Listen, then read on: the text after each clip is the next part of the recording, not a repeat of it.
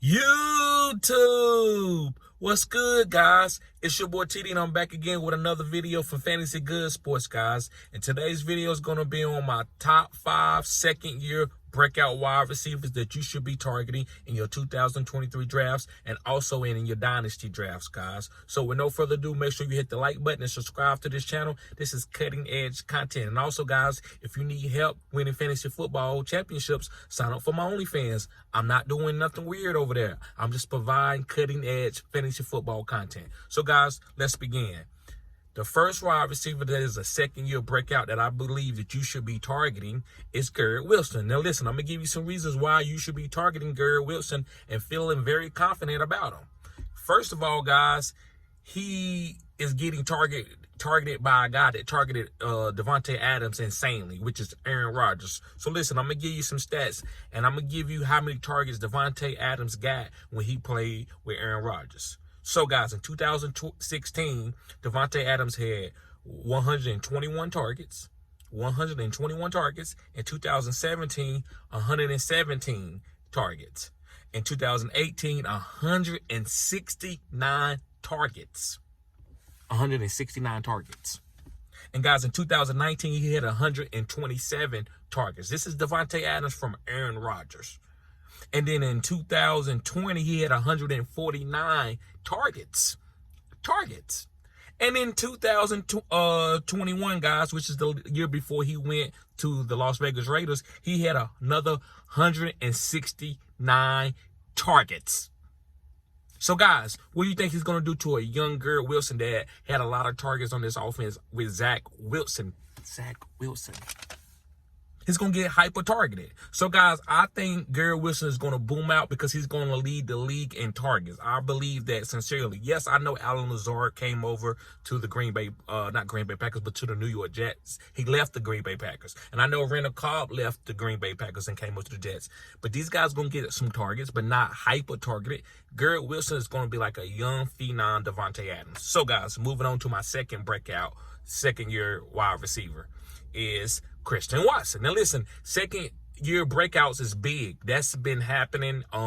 Matt Harmon, with his reception perception, is always talks about second-year breakout wide receivers, and that's a trend.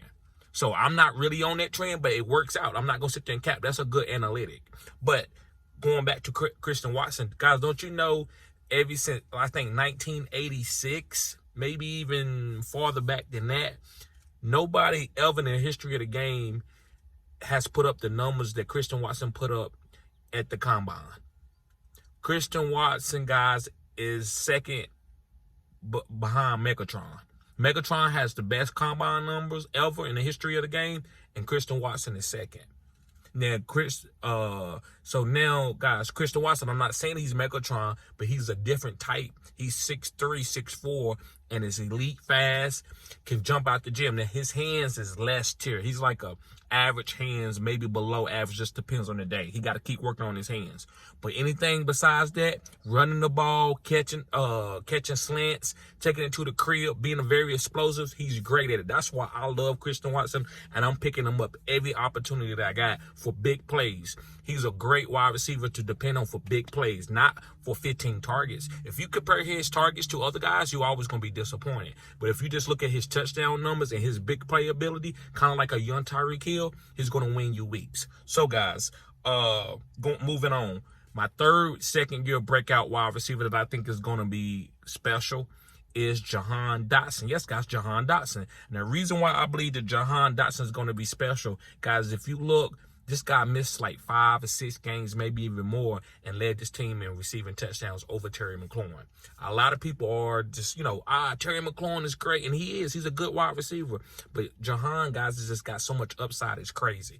And his ADP is way later than Terry McLaurin. So I'm taking Jahan in all the drafts. I love to try to get the package deal between Christian Watson and Jahan. A lot of people are on these guys together. If you look at videos, they talking about these guys together. I seen a video today that popped up in my algorithm that it was a Christian Watson Jahan thumbnail.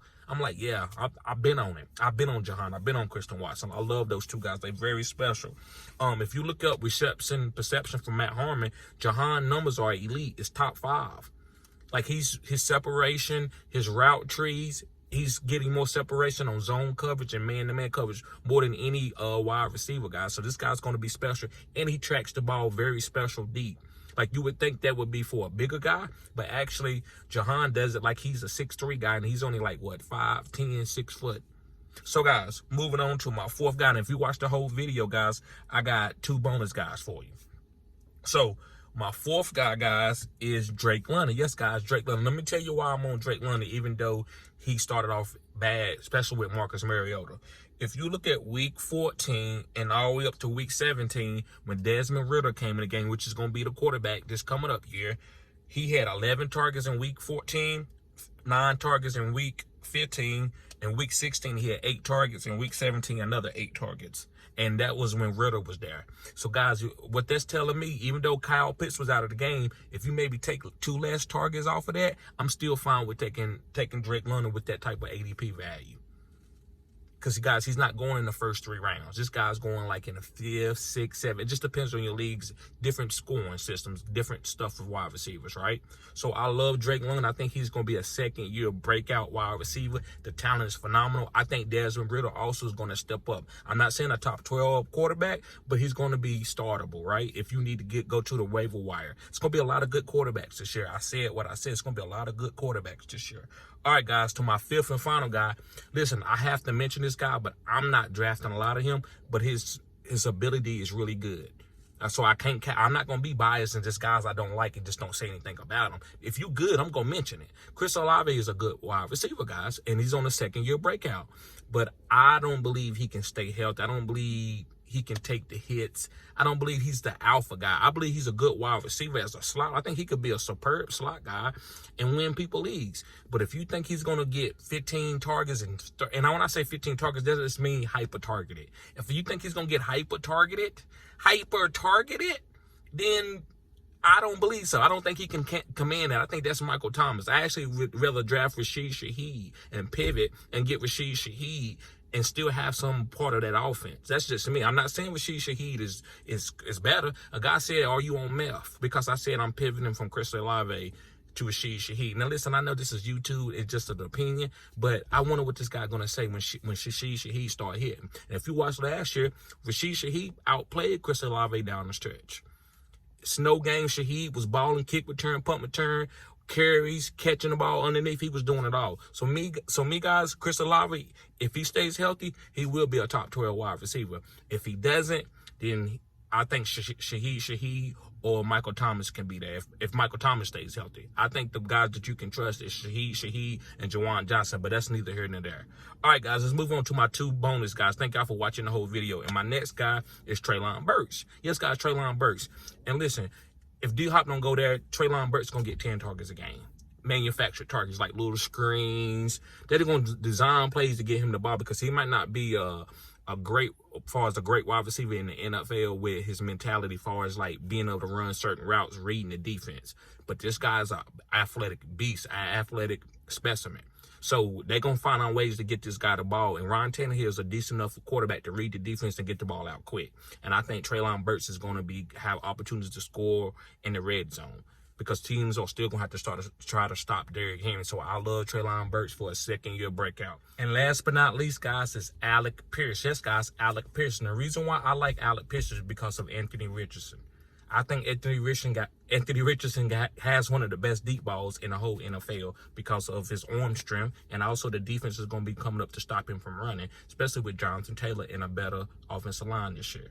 So, guys, Alec Pierce, his deep threat with his ability, because coming out of Cincinnati, that's what he did. He stretched the field with Ridder, and I think that's what he's going to do with this team. Michael Pittman is not a speed guy. He's a contesting catch guy that's physical. So when they want to go deep, Alec Pierce is going to be the guy. They already got rid of Paris Campbell. So, guys, I think Alec Pierce is going to smash his ADP. I mean, he's going late.